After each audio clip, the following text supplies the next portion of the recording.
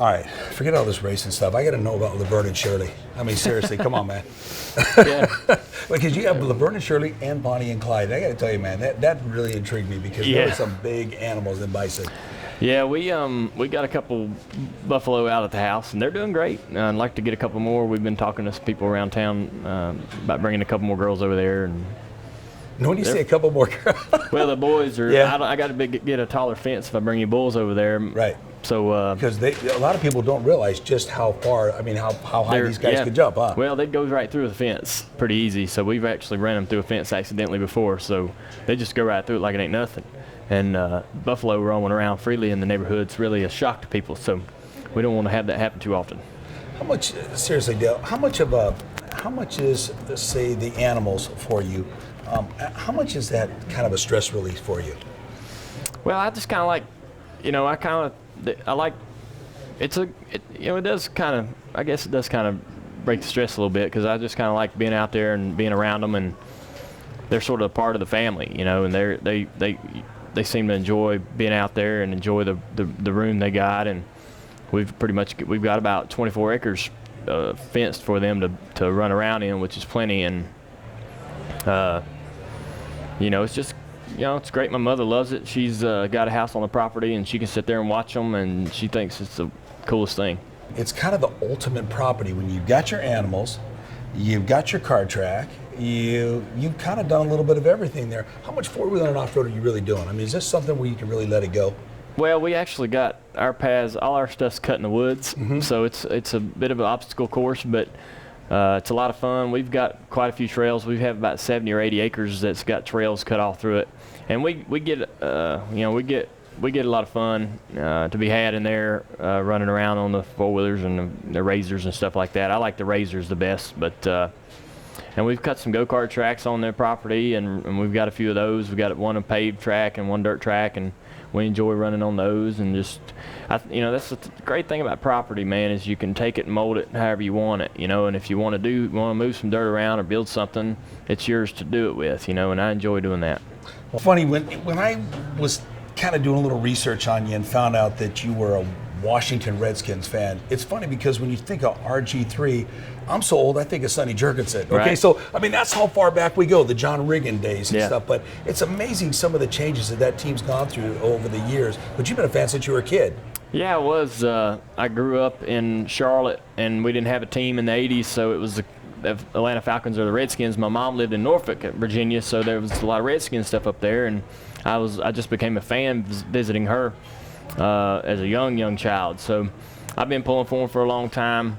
I'm a loyal kind of guy, so that's who when the Panthers came to town, I pulled for the Panthers to do well. I want the city to have fun and enjoy their team, but the Skins are the tops for me, and I wouldn't have it any other way. A lot of fans don't get a chance to see you up close and personal.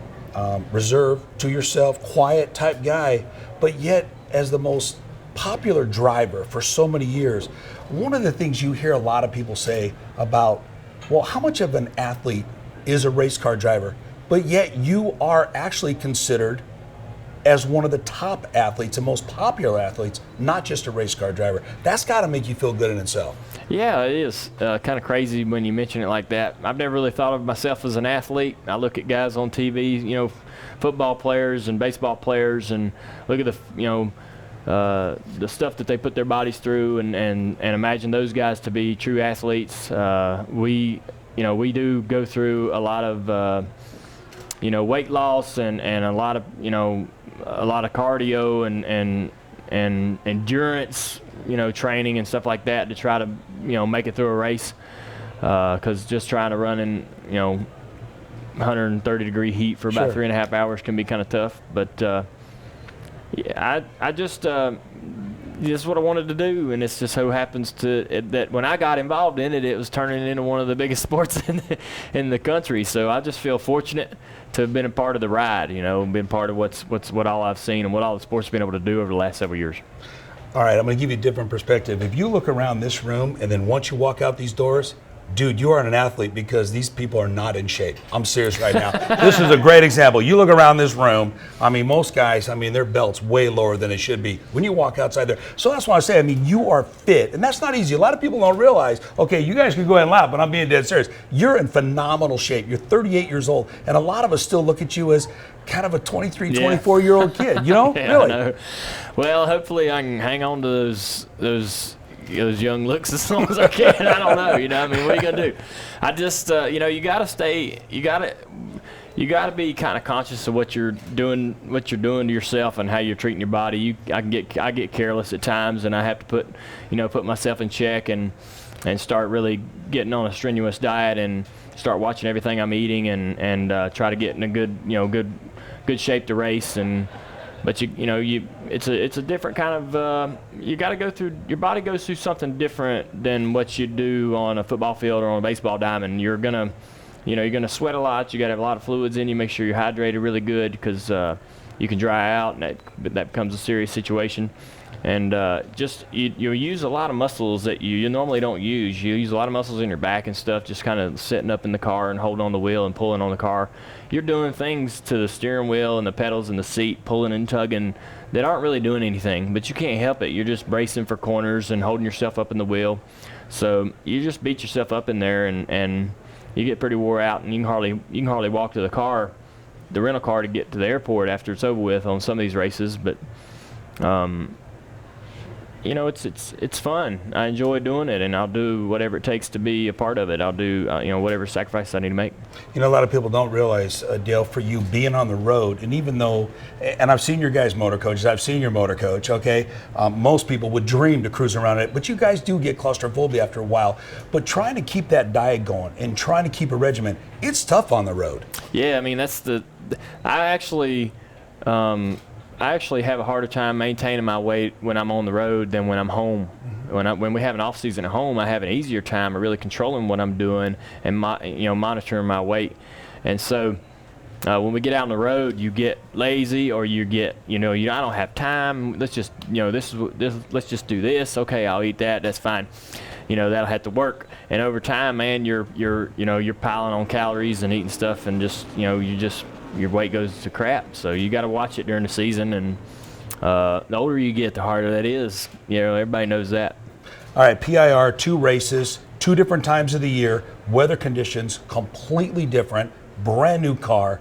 But man, you're a driver, you're a racer. Does it really affect you that much? Because you could pretty much get in anything and make it work and win in it. Well, you just get, you really don't think about it. You get behind the wheel of the car and you go out on the track and you try to get to the limits of the car and get to where the limits of the tires are, and you talk about the crew. You talk to the crew about the car and what it's doing, what you'd like to do better, and the changes we need to make to improve the car. And you just do run after run after run and try to, by the end of the day, be the fastest guy.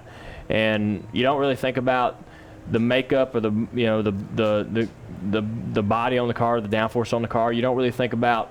You just assume everybody's got the same stuff, and you don't worry about the weather that much, and you don't worry about the grip level in the track. It's going to change. It's going to be a moving target, and that's just part of it. And you just get out there and try to push it to the limit, and you get with your crew, like I said, and you work on the car and try to improve it.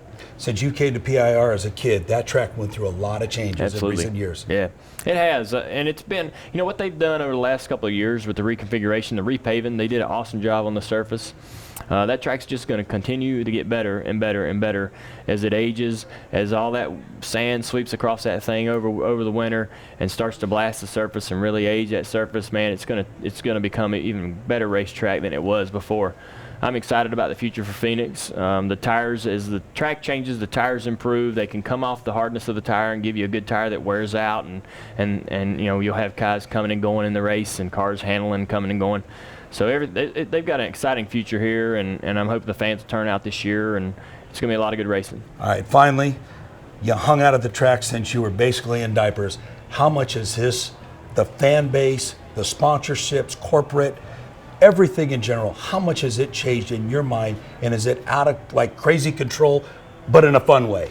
I think it's in control, and me and Richard Petty were talking about this the other day. We were talking about how he had won his 200th race in 1984 and how different things were and how simple things were. And I said, in 20 years from now, we'll look back and say, man, in 2013 it was so simple. Everything was so easy. Yeah. We had it so good, So we talk about how crazy things are and how out of control it feels and how you can't, how just things are just growing so fast.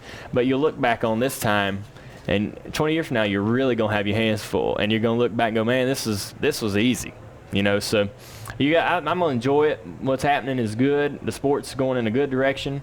Everybody's happy about the new car coming in. Everybody's excited about some awesome racing this year, and I know that's what's going to happen. Well, your dad will be proud of you because you're a class act. Thank you, buddy. All right, man. Thanks so Yes, much, sir. man. All right, you got it. Thank you.